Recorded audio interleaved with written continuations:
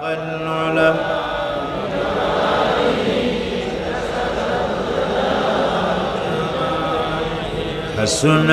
جميع خصاله صلوا عليه।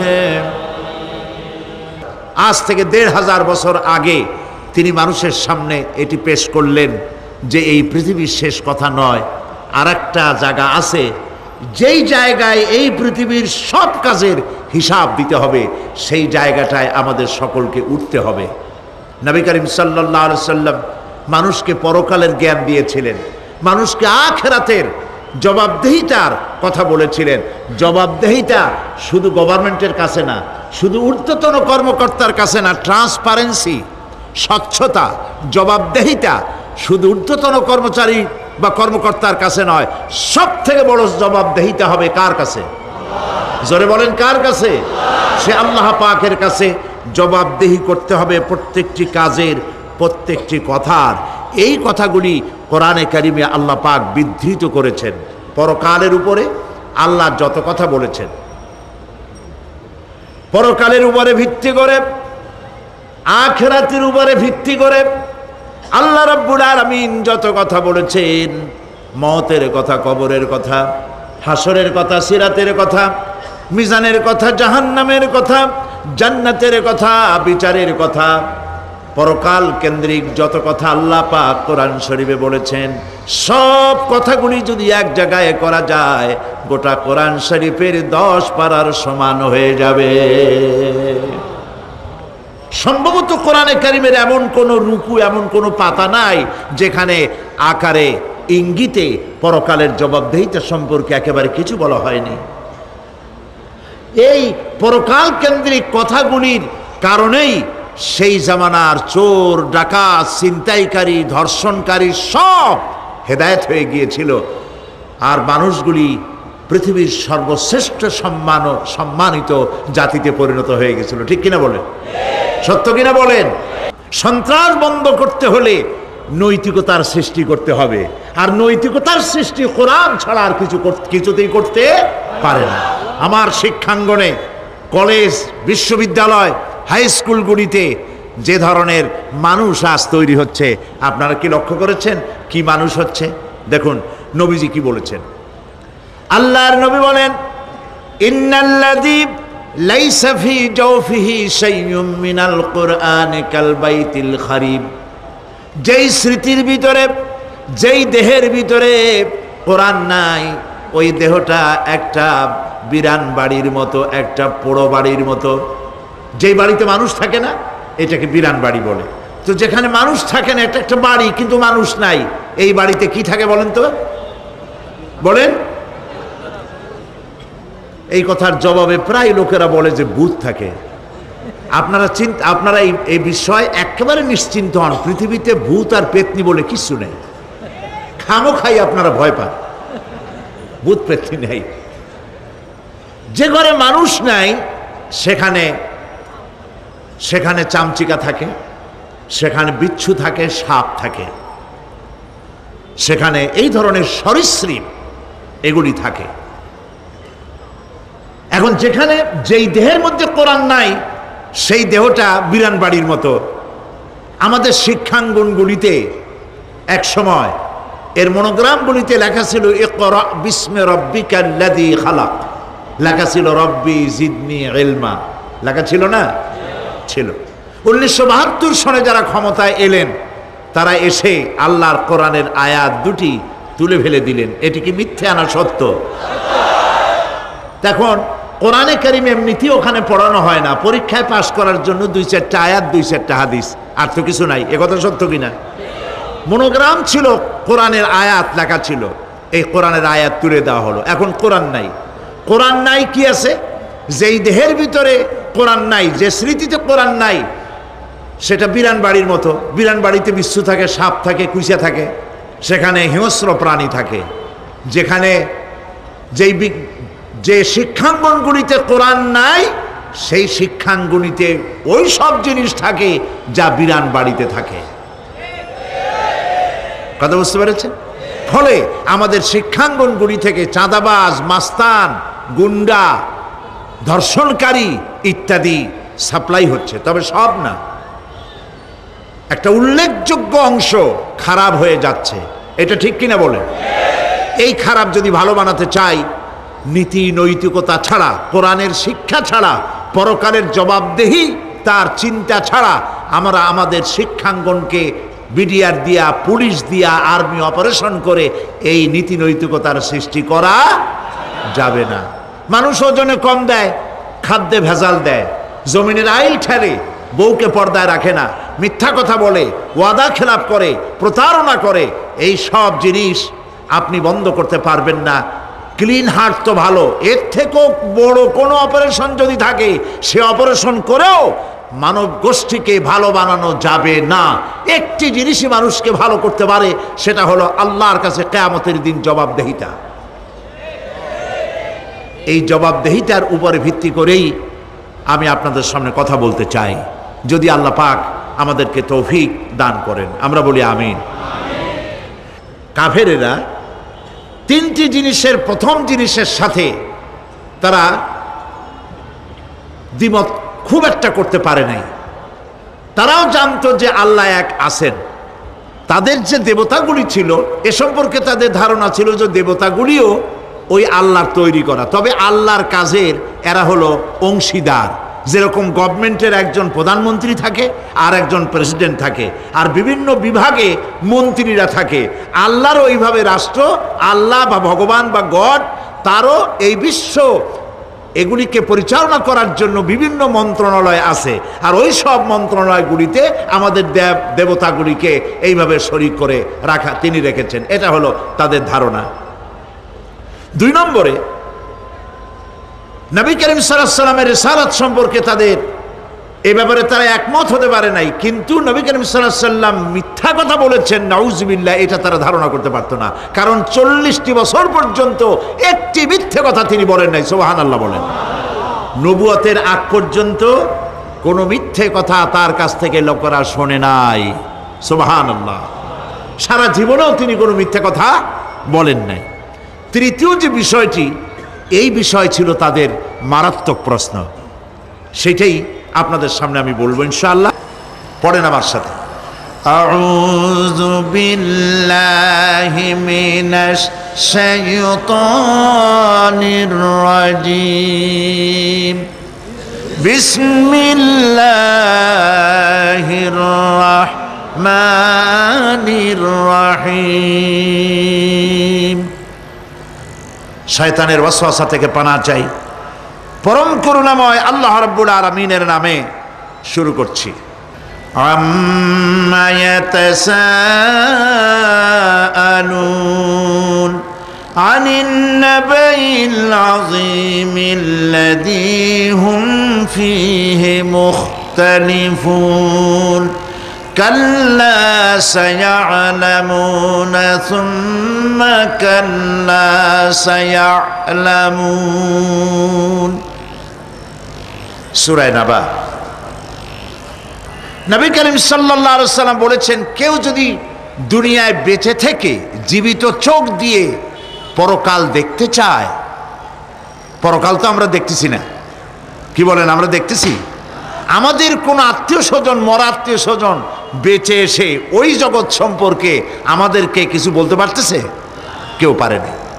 কাজেই সেই পরকালটা কেমন হবে, নবী করিম সাল্লাল্লাহু আলাইহি ওয়াসাল্লাম বলেছেন, কেউ যদি দেখতে চায়, তাহলে দুনিয়ায় বেঁচে থাকা অবস্থায় কেউ যদি পরকাল দেখতে চায়, তাহলে সে যেন সূরা নাবা, সূরা নাজিআত, সূরা তাকবীর, সূরা আল ইনফিতার সে যেন পড়ে, তাহলে কিয়ামত তার চোখের সামনে ভেসে উঠবে। সুবহানাল্লাহ। আল্লাহ পাক বলছেন, আম্মা ইয়াতাসাআলুন, তারা কি সব ব্যাপারে জিজ্ঞাসাবাদ করছে? আনিন নাবাইল আযীম, সেই মহা ব্যাপারটি, সেই মহা খবরের ব্যাপারেই কি তারা এসব প্রশ্ন করছে? আল্লাযী হুম ফীহি মুখতালিফুন, যে ব্যাপারে তারা নিজেরাই মতদ্বৈততায় ভুগছে এবং নিজেরাই ঠাট্টা বিদ্রুপ ইত্যাদি করে বেড়াচ্ছে। কাল্লা সায়া'লামুন, কখনো নয়, অবশ্যই তারা জানতে পারবে। সুম্মা কাল্লা সায়া'লামুন, পুনরায় বলছি, অবশ্যই তারা এই বিষয়টি জানতে পারবে। এ হলো আয়াত যদ্দূর পড়েছিলাম তার শাব্দিক তর্জমা। এরা আম্মা ইয়াতাসাআলুন আনিন নাবাইল আযীম। নাবাইল আযীম বলতে কিয়ামত এবং পরকালকে বোঝায়। ইয়াতাসাআলুন বলতে জিজ্ঞাসাবাদ। পরস্পর পরস্পরকে তারা জিজ্ঞাসা করতো, কি ভাই আমরা নাকি মরে যাব, তারপর নাকি জিন্দা হব, এটা কেমন কথা? আল্লাযী হুম ফীহি মুখতালিফুন, যে বিষয় নিয়ে তারা পরকালের বিষয়টি নিয়ে পরস্পর পরস্পরে ঠাট্টা করত, বিদ্রূপ করত। পরকাল সম্পর্কে অবিশ্বাসী যারা ছিল তাদের প্রশ্নগুলো কিরকম ছিল, কোরআনে কারীম তা বিধৃত করছে। প্রিয় ভাই সব, কোরআন কোনো গোপন কিতাব নয়। আল্লাহ পাক কোনো জিনিস গোপন রাখেন নাই, সব জিনিসকে মানুষের সামনে স্পষ্ট করে দিয়েছে। সুবহানাল্লাহ বলেন। কিন্তু এখানে একটা দুঃখ আছে, সেটা হলো এই যে কোরআন শরীফ সম্পর্কে আমাদের মুসলমানদের একটি গ্রুপ, একটি দল, তারা বলে বেড়ান যে কোরআন তো আসলে আমরা বুঝবো না, আমরা হলাম পাবলিক, কোরআনের আমরা বুঝবো কি, এগুলি সব আলেম ওলামাদের কাম, আমরা বুঝবো না। আসেন আমাদের অন্যরা কি বলে, হুজুররা কি বলে দেখি, সেই সব বইপত্র পড়ি। প্রিয় ভাই সব, বুজুর্গরা মুরব্বীরা যে কথা বলেন সে কথা যে সঠিক তা বোঝার জন্যই তো কোরআন প্রয়োজন। কোরআনই যদি না বুঝলেন তাহলে তারা আপনাদেরকে বিভ্রান্ত করছে কিনা সেটা তো আপনি বুঝতে পারবেন না। কথা ঠিক কিনা বলেন? এখন কোরআন বোঝা যারা বলেন যে এটা কোরআন বোঝা সহজ নয়, কঠিন, আমার চিন্তায় এই লোকগুলি, এই বিশাল একটি গ্রুপ, একটি দল, শয়তানের বড় রকমের ওয়াসওয়াসার ভিতরে তারা নিমজ্জিত হয়ে গেছে। আল্লাহ মেহেরবানি করে এই ভাইদের দৃষ্টিকে খুলে দিন, যাতে তারা বুঝতে পারে যে কোরআন শুধু আলেম ওলামাদের জন্য নয়, কোরআন পৃথিবীর সমস্ত মানুষের জন্য। হুদাল্লিল আলিমিন তো আল্লাহ পাক বলেন নাই আলেমদের জন্য নাজিল করেছি, তা তো বলেন নাই, বলেছেন হুদাল্লিন নাস, সমস্ত মানুষের জন্য কোরআন দেওয়া হয়েছে। এখন কোরআন বোঝা কঠিন না সহজ? এই প্রশ্নের জবাবে আল্লাহ রাব্বুল আলামিন, আমরা প্রশ্ন করব, আমাদের প্রশ্ন করার অনেক আগে আল্লাহ রাব্বুল আলামিন সূরা কামারের ভিতরে একটি প্রশ্নের জবাব 4 বার দিয়েছেন। আল্লাহ পাক বলেছেন, ওয়া লাকাদ ইয়াসসারনাল কুরআনা লিযিকর ফাহাল মিন মুদ্দাকির। আল্লাহ পাক বলেন, আমি আল্লাহ অবশ্যই কোরআনকে মুখস্থ করার জন্য আর কোরআন বোঝার জন্য মানুষের কাছে আমি সহজ করে দিয়েছি। ফাহাল মিন মুদ্দাকির, আছে কে কেউ এর থেকে উপদেশ গ্রহণ করার? 4 বার আল্লাহ পাক বলেছেন সূরা কামারের ভিতরে, অবশ্যই কোরআন আমি বোঝার জন্য সহজ করে দিয়েছি। সুবহানাল্লাহ বলেন। আমরা বুঝতে চাই না, তাহলে বুঝবো কি করে? বুঝতে চাইলেই তো আমরা বুঝতে পারবো, চেষ্টা করলেই বুঝতে পারবো। কোরআনে কারীমের এই সূরাটির দিকে লক্ষ্য করে আল্লাহ পাক বলছে, কাফেরেরা এটা বিশ্বাস করতো না, বিশ্বাস না করে তারা কি সব প্রশ্ন উঠাইতো, সেই প্রশ্নগুলো আল্লাহ পাক তুলে ধরেছেন। আরেকটি জিনিস লক্ষ্য করুন, আল্লাহর চাইতে শক্তিধর পৃথিবীতে কেউ আছে? আকাশে কেউ আছে? কোথাও কেউ আছে? কেউ নাই। আল্লাহরে অস্বীকার করছে একদল লোক, বলতেছে মানি না। আল্লাহ পাক ফেরেশতা পাঠায় দিলেন, ওদের গর্দান পিটাই ভেঙে দাও, আমারে মানে না কে? এইরকম কি আল্লাহ করছে? না, করেন নাই। ওরা বলে পরকাল মানি না, আল্লাহরে মানি না। আল্লাহ পাক কোরআনে যুক্তি দিয়েছেন, আর নবী করিম সাল্লাল্লাহু আলাইহি ওয়াসাল্লামকে বলেছেন, ইন্নামা আনতা মুযাক্কিরুন লাস্তা আলাইহিম বিমুসাইতির। হে নবী, উপদেশক করে আপনাকে পাঠাইছি, আপনাকে লাঠি চার্জ করার জন্য পাঠাই নাই। আপনি দারোগা নন, আপনি প্রচারক, মানুষকে উপদেশ দিন সুন্দর সুন্দর ভাষায়। উদউ ইলা সাবিলি রাব্বিকা বিল হিকমাতি ওয়াল মাউইজাতিল হাসানা, মিষ্টি মিষ্টি ভাবে, সুন্দরভাবে, সুকৌশলে মানুষকে ভালো ভালো কথাগুলি সুন্দর করে বুঝিয়ে দিন। সুবহানাল্লাহ বলেন। এখন এই কাফেররা বলছে পরকাল বুঝি না, এগুলা কেমনে হয়? আমরা অস্বীকার করি, মানি না। আল্লাহ পাক সাথে সাথে ফেরেশতা দিয়ে কারো ঘাড় মটকান নাই, কিন্তু পারতেন না? পারতেন না? আরে ভাই বলেন না কেন, পারতো কি না? অবশ্যই পারতেন, কিন্তু তা করেন নাই। প্রত্যেকটি কথা যুক্তি দিয়ে, হাজারো যুক্তি দিয়ে আল্লাহ পাক বুঝাইছেন। সুবহানাল্লাহ। কাফেরেরা প্রশ্ন করল, তারা বলতো আমাদের এই জীবন শেষ, মৃত্যুর পরে আমাদের আর নতুন করে ওঠা লাগবে না। ওরা বলতো ইন্না হাউলানি লায়াকুলুনা ইন হিয়া ইল্লা মাউতাতুনাল উলা ওয়া মা নাহনু বিমুনশারিন। তারা বলতো এই জীবনটাই আমাদের শেষ, এইখানে আমরা মৃত্যু ছাড়া, আমাদের এই জীবন ছাড়া আর কিছুই নাই, আর আমাদেরকে পুনরুত্থিত করা হবে না। পরিষ্কার তারা বলতো যে আমাদেরকে পুনরুত্থিত করা হবে না। এরপরে তারা আরো বলতো মা নাদরি মাসসাআতু ওয়ান নাযুন্নু ইল্লা যান্না ওয়া মা নাহনু বিমুস্তাইকিনিন।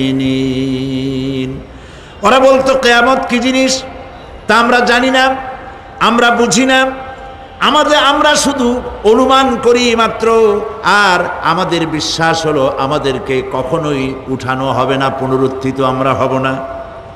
প্রিয় ভাই সব, এইভাবে তারা পরকালকে অস্বীকার করার কথাগুলি তারা বলতো। কাফেরেরা প্রশ্ন তুলতো আমরা আর আমাদের মৃত্যুর পরে আর আমাদেরকে জিন্দা করা হবে না।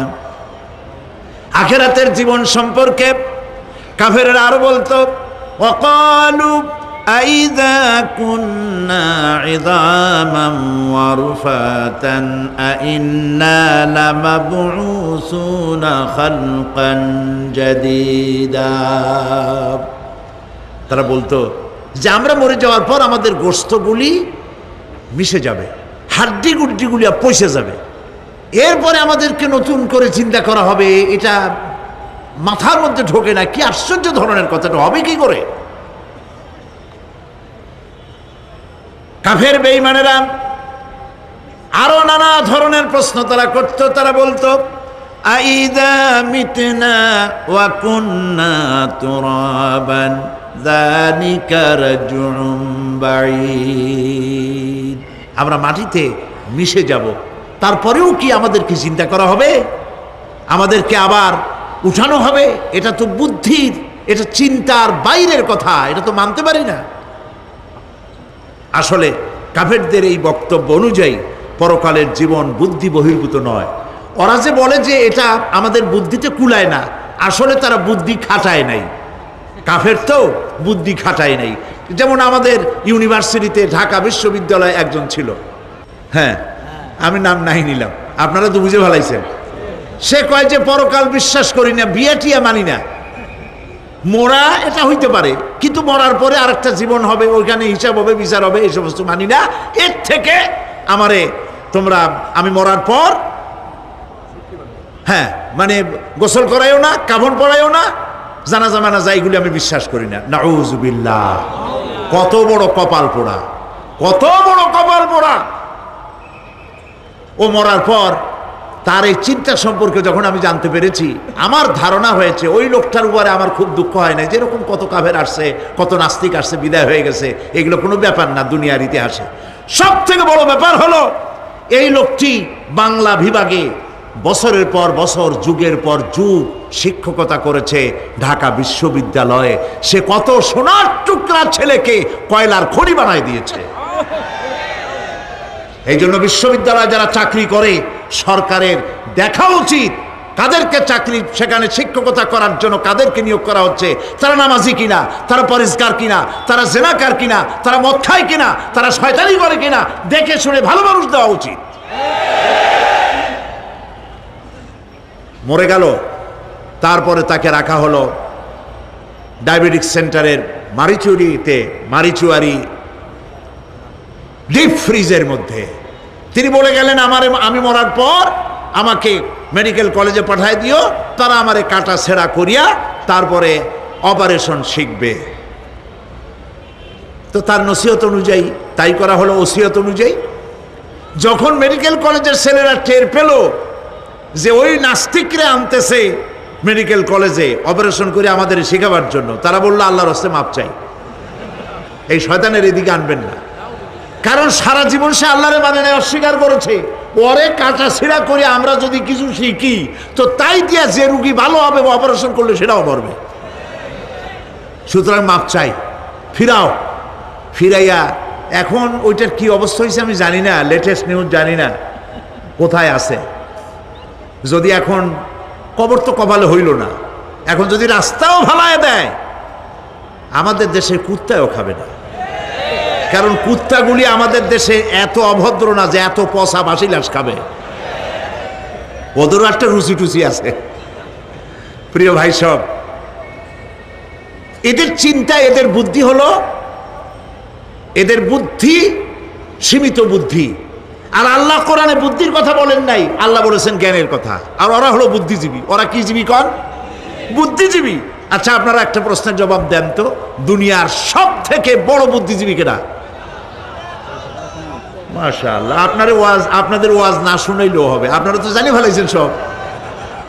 সব থেকে বড় বুদ্ধিজীবীর নাম হলো শয়তান। আর সব থেকে বড় জ্ঞানীর নাম হযরত আদম আলাইহিস সালাম। মানুষের মধ্যে সর্বপ্রথম আল্লাহকে জ্ঞান দান করেছিলেন। সুবহানাল্লাহ। আল্লাহ পাক কোরআনের মধ্যে কোথাও বলেন নাই যে আমি বুদ্ধি দিছি। আল্লাহ পাক বলেছেন ওয়া আল্লামা আদামাল আসমাআ কুল্লাহা, আমি আদমকে সমস্ত জিনিসের জ্ঞান দিয়েছি, নামগুলা শিখাইছি। সুবহানাল্লাহ।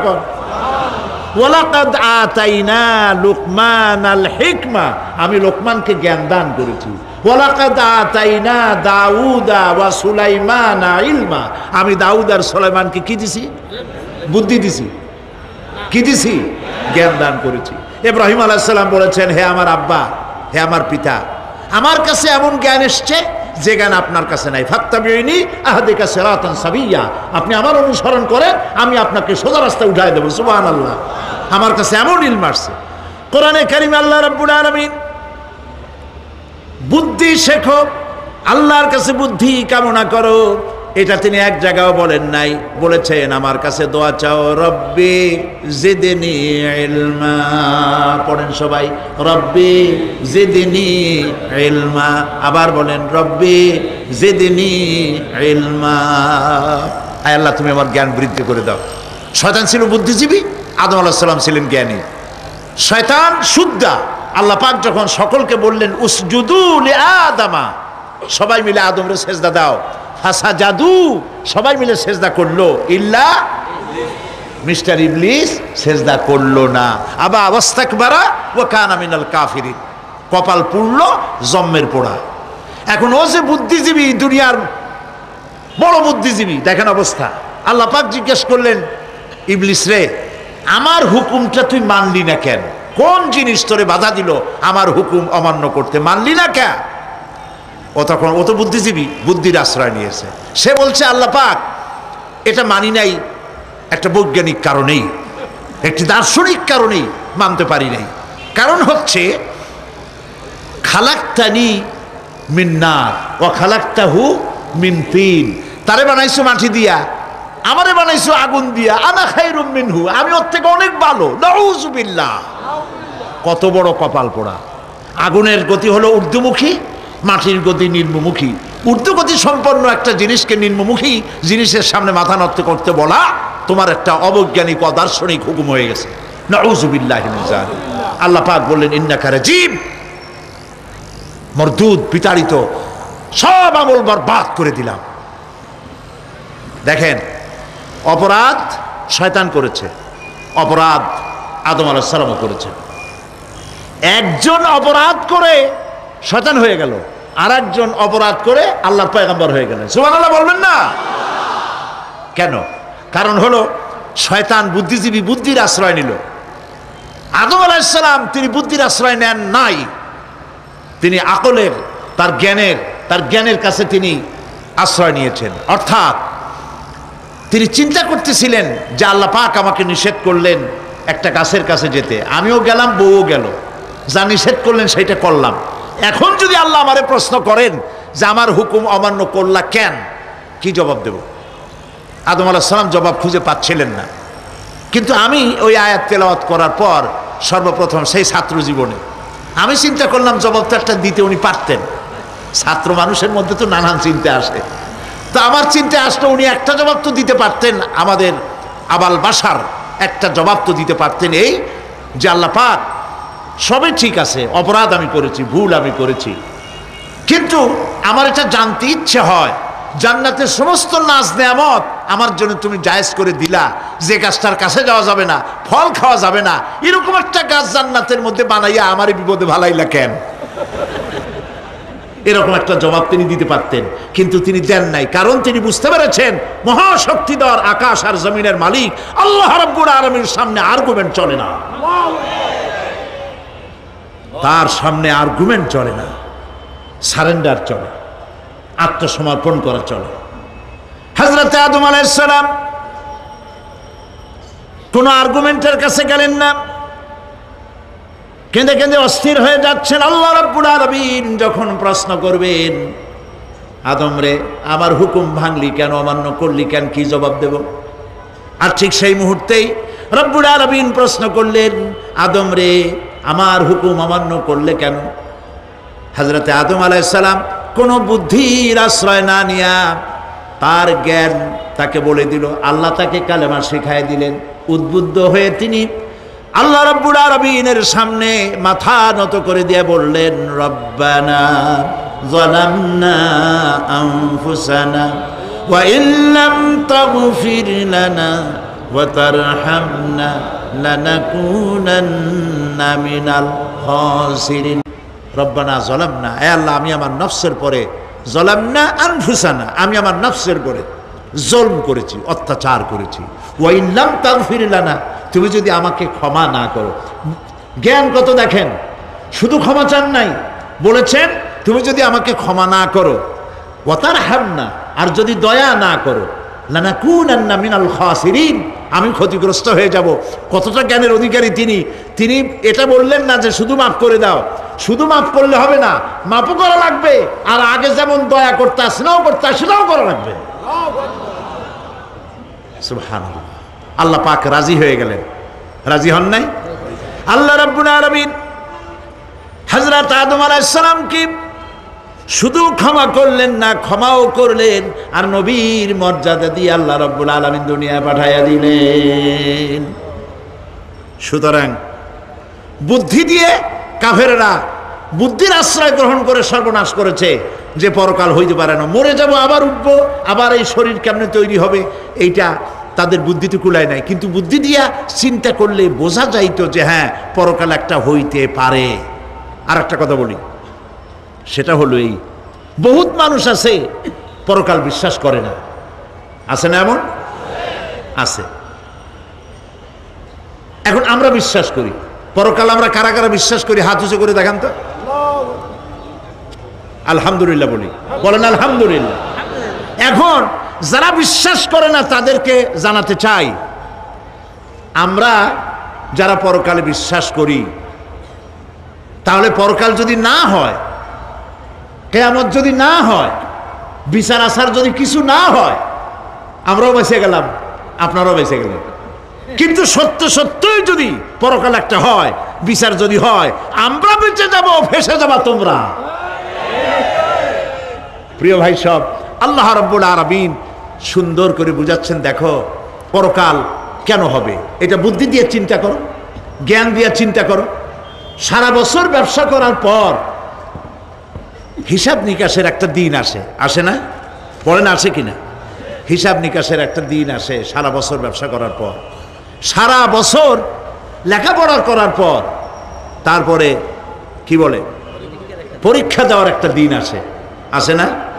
তো সারা জীবন আপনি এখানে কাজবাজ করবেন, এখানে আপনি ভালো করলেন মন্দ করলেন, এর কোনো জবাব হবে না, বিচার হবে না। এটা পাগলে চিন্তা করতে পারে, আর পাগলেরা চিন্তা করে বলেই তারা বলে, পাগলেরই এটা কথা, মাটির পুতুল যেমনে নাচায় তেমনে নাচি, পুতুলের কি দোষ? মরিয়া দেখেন, এই গান যারা বিশ্বাস করে মরিয়া দেখেন অবস্থাটা কি হয়। ফেরেশতারা আসা ধোপায় যেমন কাপড় আশ্রায়, ওই রকম ঠ্যাং ধরিয়া কবরের মধ্যে আশ্রাবে, আর বলবে যেমনে আশ্রায় তেমনে আশ্রাই, ফেরেশতার কি দোষ? কাজে এই পৃথিবী শেষ কথা নয়, মৃত্যু অবধারিত, মরা লাগবে না। এবার দেখেন আল্লাহ কি বলেন, আল্লাযী খালাকাল মাউতা ওয়াল হায়াতা লিয়াবলুয়াকুম আইয়ুকুম আহসানু আমালা। আল্লাহ পাক বলছেন আমি মৃত্যু আর জীবন সৃষ্টি করেছি। কেন করেছি লক্ষ্য করুন, লিয়াবলুয়াকুম, যাতে করে আমি তোমাদেরকে পরীক্ষা করে নিতে পারি। কি ব্যাপারে? আইয়ুকুম আহসানু আমালা, আমলের দিক থেকে, নেক কাজের মধ্য থেকে, ভালো কাজ এবং খারাপ কাজের মধ্য থেকে, আইয়ুকুম আহসানু আমালা থেকে তোমাদের মধ্যে কে উত্তম, কে ভালো মানুষ, এইটার পরীক্ষা নেওয়ার জন্য আমি মৃত্যু আর জন্মের সৃষ্টি করেছি। প্রিয় ভাই সব খুব লক্ষ্য করুন, জন্ম আর মৃত্যু, জন্ম হলে মৃত্যু হবেই, না হবে না? এই যে একটা ডিউরেশন, একটি সময়, এই সময়টা হলো পরীক্ষার সময়। আমরা যারা পড়াশোনা করেছি, আপনারা পড়াশোনা করেছেন নিশ্চয়ই, কলেজে অথবা হাই স্কুল অথবা মাদ্রাসায় প্রতি বছর একটা করে পরীক্ষা আসে না পরীক্ষা? এই পরীক্ষার ডিউরেশন কত সময়? 3 ঘন্টা। কয় ঘন্টা বলে?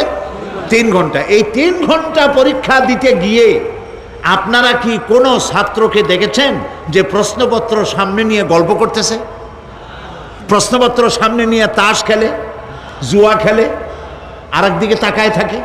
প্রতিটি মুহূর্ত সে কাজে লাগাচ্ছে, প্রতি মুহূর্ত কাজে লাগাচ্ছে। 3 ঘন্টা পুরা হওয়ার 2 ঘন্টার মধ্যে পরীক্ষা তার শেষ হয়ে গেছে, কিন্তু সে চলে যাচ্ছে না, বাকি আরো 1 ঘন্টা আধা ঘন্টা রিভাইজ করতেছে। সে যা যা পরীক্ষা দিয়েছিল প্রশ্ন অনুযায়ী জবাবগুলি ঠিক হয়েছে কিনা সে মিলাই দেখে। কারণ কি? কারণ হলো এই পরীক্ষা যদি ফেল করি, বাপ মায়ের কষ্ট করা পয়সাগুলি বিফলে চলে যাবে, আমি চাকরি পাবো না, আমার জীবনটা 1 বছরের জন্য নষ্ট হয়ে যাবে। এই জন্য সে এত খাটাখাটনি করে পরীক্ষায় ভালো ফল করার জন্য সে পরীক্ষা দেয়, এবং পরীক্ষার রেজাল্ট এই পৃথিবীতেই হয়। ঠিক কিনা বলে? খাতা দেখতে যতদিন